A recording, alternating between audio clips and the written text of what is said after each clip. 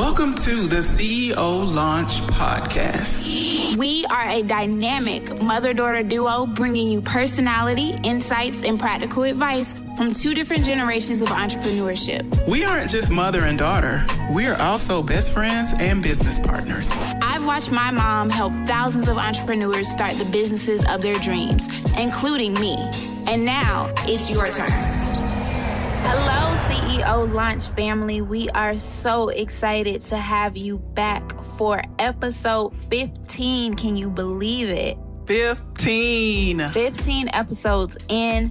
Last week, we talked about scholarships, and how it takes a lot of discipline to get where you need to be. This week, we are talking about how sometimes you just have to do what you're supposed to do. And I promise it'll make a lot more sense once you hear this week's story. But I'm going to preface this week's story by saying, this is the only story of all the stories you will hear about me where my mama will tell you that I didn't win. And all the other stories, we were either on the same page or I won. But this particular story is the one story where I will accept defeat. She got me. So I'm going to let her go ahead and tell y'all the story about my one and only failure in life.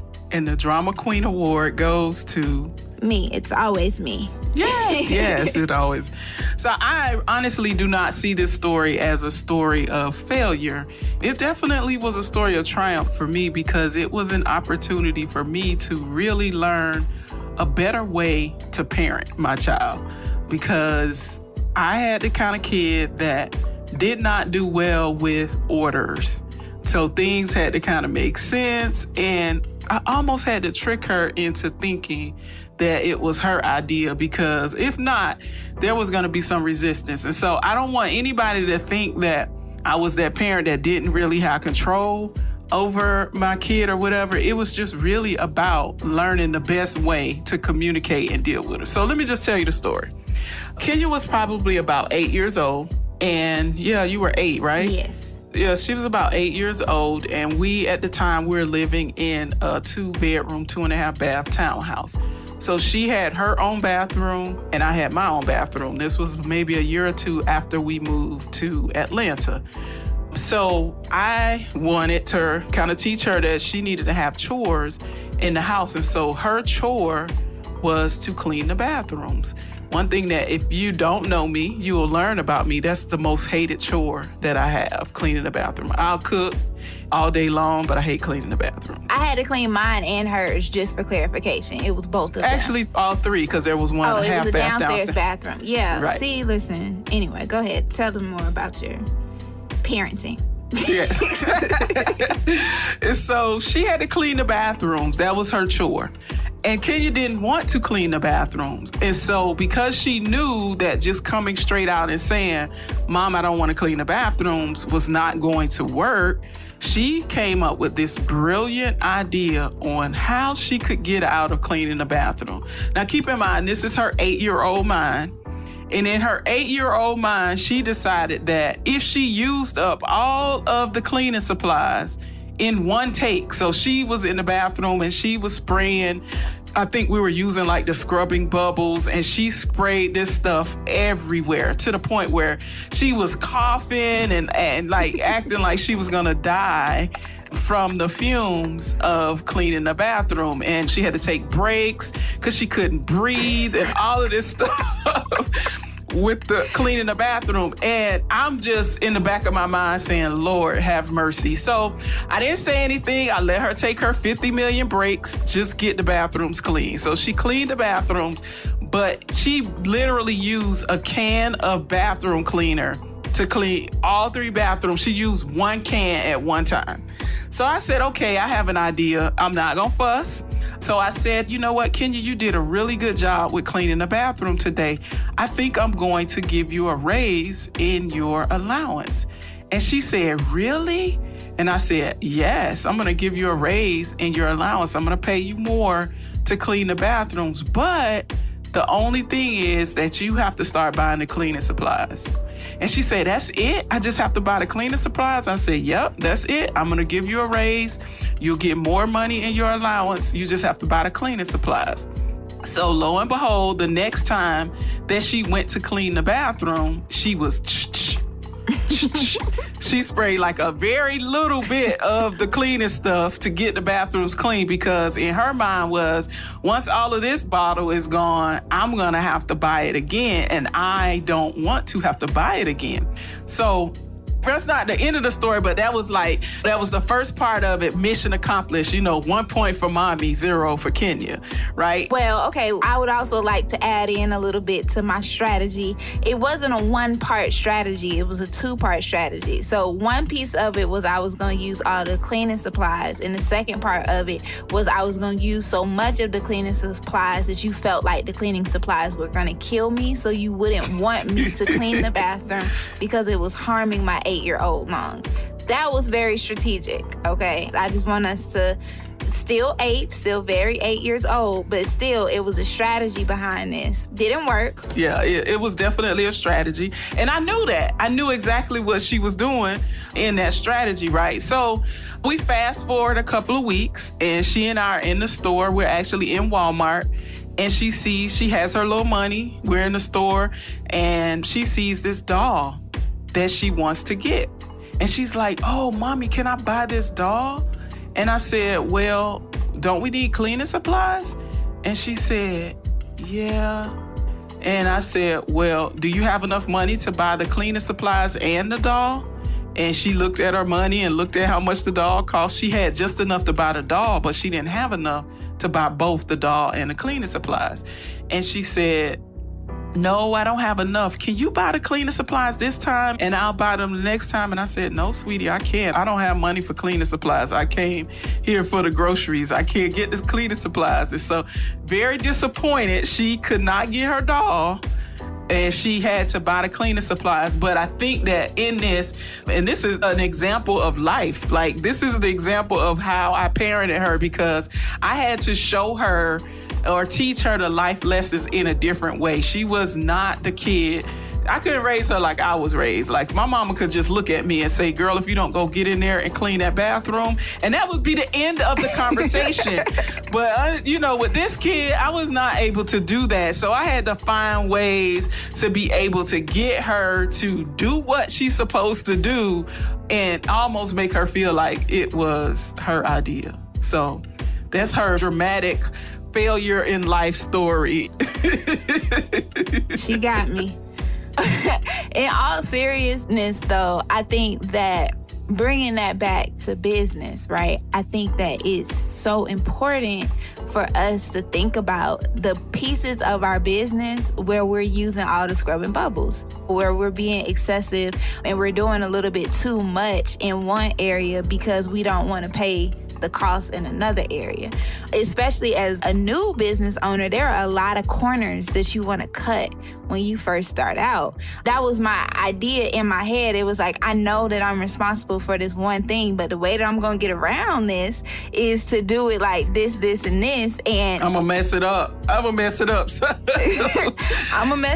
that I don't have to take care of it and be responsible for it. And then when the time comes, the Reaper didn't pay when you told me I had to pay for the cleaning supplies. The Reaper came in when it was like, you want this, but you have to pay for this. And because if I hadn't used all the cleaning supplies a week or two before, I probably would have still had enough scrubbing bubbles that I didn't have to buy new ones, and I could have got the doll, And as business owners, there are a lot of instances where we don't pay attention to the essentials in our business, and then we end up missing out on the metaphorical doll in our business, And I would say, as a new business owner, what I have learned are the essentials in starting a business.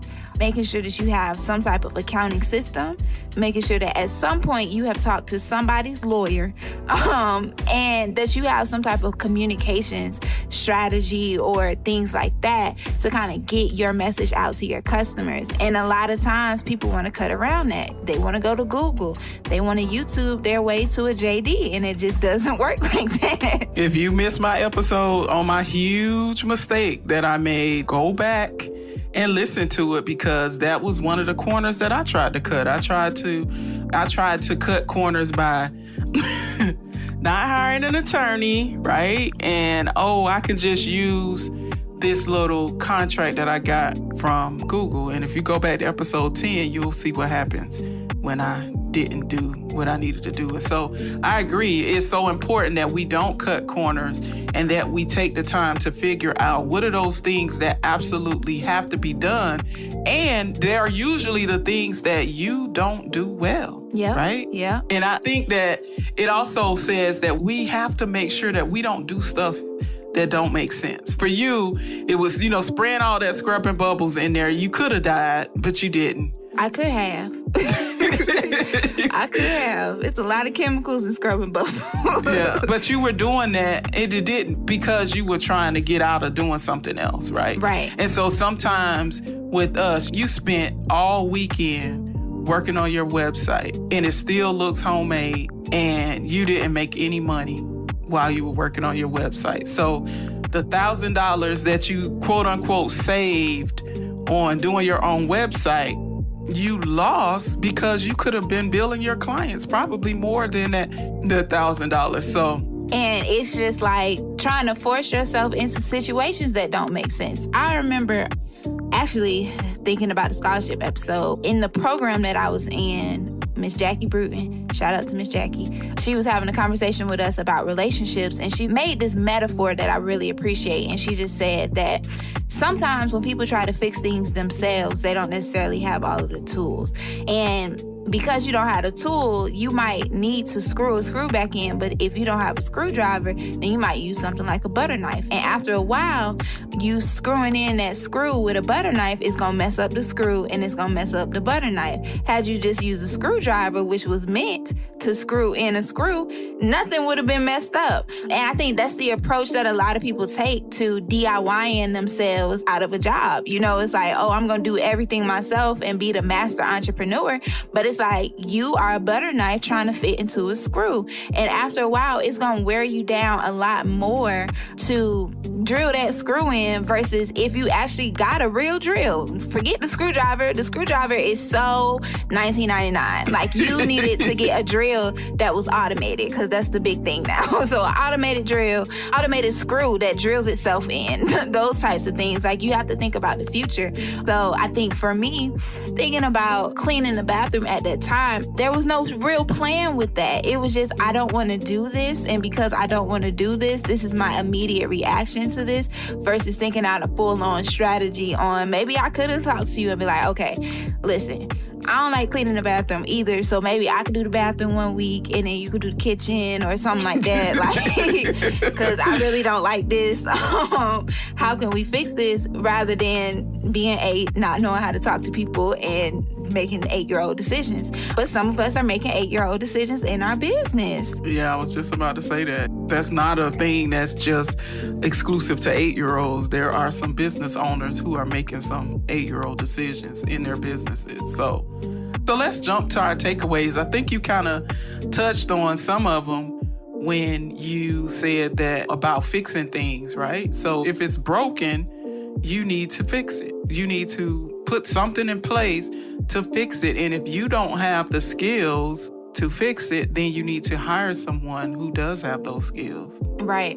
Which I think brings us to our second takeaway, that you don't ask your stylist to fix your toothache.